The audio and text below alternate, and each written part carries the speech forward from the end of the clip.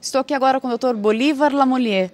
Dr. Bolívar, eu gostaria de saber uma relação que o senhor pudesse fazer entre o conceito de transgressão e o momento do pleito eleitoral do brasileiro. Ao longo da história, esse assunto foi tratado em função da legislação eleitoral, ligado ao conceito de coação, quer dizer, a tentativa de controlar o voto, de manipular as pessoas. O Brasil era um país rural, né? Então o conceito-chave era esse, de evitar a coação, a compra de votos, etc. Hoje, como nós temos um eleitorado muito grande e o voto eletrônico, as pessoas já não fazem tanto esta relação. Você vê que os tribunais punem, mas consideram residual, pouca coisa. Por exemplo, quando um político em campanha compra votos, nós tivemos no Rio de Janeiro o caso do casal Garotinho, né? Então, há casos assim que vêm à tona e que seriam transgressões da lei eleitoral. Mas já não se vê o Brasil como se via 40, 50 anos atrás, como uma transgressão sistemática, né, das normas eleitorais.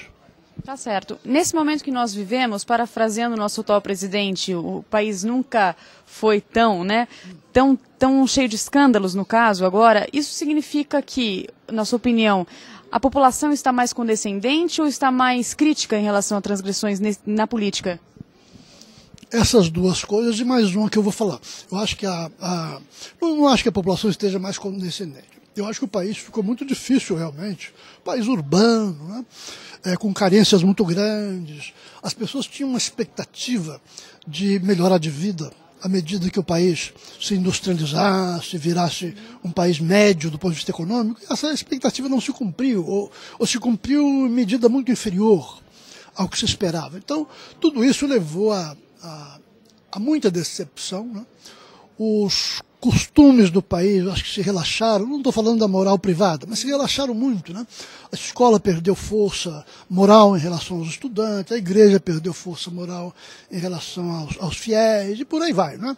Então, como tudo isso ficou mais relaxado, numa sociedade predominantemente urbana, fica bastante complicado. Você começa a ter transgressão num grau muito elevado, né? Então, eu acho que a primeira explicação é essa. Em segundo lugar, eu acho que nós estamos, sem dúvida alguma, vivendo uma deterioração política. Eu não tenho dúvida a respeito disso, não. Eu observo política há 50 anos, nunca vi coisa igual. Eu acho que de alguns anos, quando a geração que fez a redemocratização saiu de cena, delas nós temos o Fernando Henrique ainda em atividade, o Serra e o próprio Lula, mas são poucos, né? Ulisses Guimarães, Severo Gomes, Teotônio Vilela, todos os grandes heróis da redemocratização já saíram de cena. Então nós estamos numa entre-safra. E essa entre-safra, digamos, em termos morais e em termos também de representatividade política, está bastante abaixo. E para nosso azar isso coincide com um período muito difícil na vida do país, né? Evidentemente eu acho que na economia está melhorando desde o plano real, da inflação controlada, mas nós passamos uma geração inteira sem crescimento. Alguém pode imaginar o que é isso? Quer dizer, uma geração inteira sem crescimento e com superinflações. Desagrega qualquer sociedade. E nesse exato momento nós temos no nível político, no nível governamental, uma elite realmente muito pouco exemplar.